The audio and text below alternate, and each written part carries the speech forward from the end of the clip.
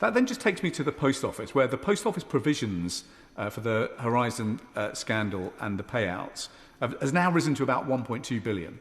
And our committee has consistently criticised governments of all stripes for not paying out the money to those victims much faster.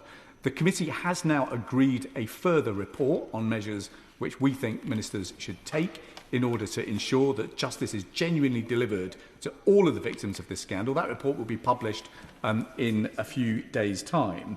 But the House is being asked to agree this increase in the provision to 1.2 billion, and yet the question we have got to ask of ministers is, well, where is the provision that Fujitsu is supposed to be making? After all, it was the Fujitsu system that was at least half the cause of this scandal. We now think that the total cost of the Horizon scandal, when you add in the legal costs, will be something like £2 billion. And yet when we asked the head of Fujitsu what provision he had made for contributing to that bill, the answer was zero. And when we followed up with their auditors, they confirmed to us that actually the directors had acted within the law because government had not yet made any demands on Fujitsu for the money that should come back from that company in order to help fund it. And just to add insult to injury, this is a company that has taken the grand total of £362 million in new contracts over the last year alone. They promised us a moratorium on bidding for new contracts. Turns out that moratorium was not real. It was merely a press stunt. So why we are not asking for more money to come back from Fujitsu so that we're not having to be asked to put up these provisions to 1.2 billion is a question I'll be grateful for ministers to answer. But I give way to my friend.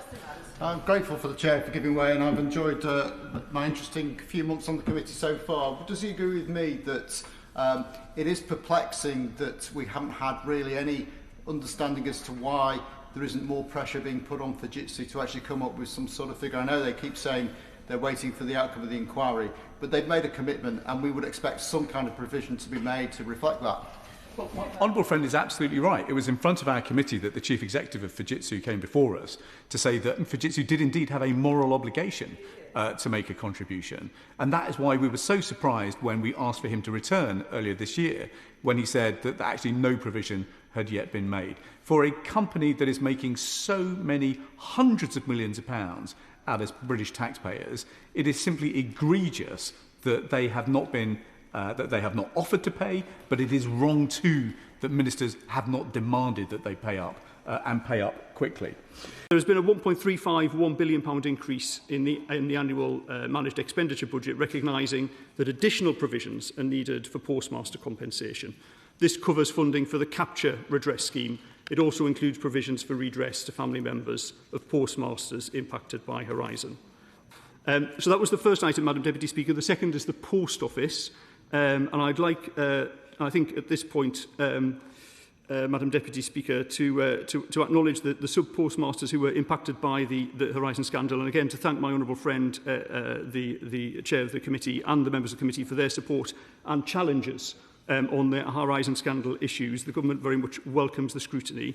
He mentioned that his committee will publish a new report in the coming days, and we stand ready to review and to respond to that. I can confirm we've now paid redress to over 11,000 postmasters and made redress payments of £1.2 billion. The member for Ellesmere, Port and Bamborough and the chair of the committee were concerned about Fujitsu, as am I. Fujitsu has accepted that it bears a moral responsibility for what's happened and a willingness to contribute financially. To be clear, Fujitsu will have to pay. In terms of determining the amount that Fujitsu would have to pay, it's important that the inquiry completes its work and publishes all volumes of its report so that we can establish the level of Fujitsu's compensation.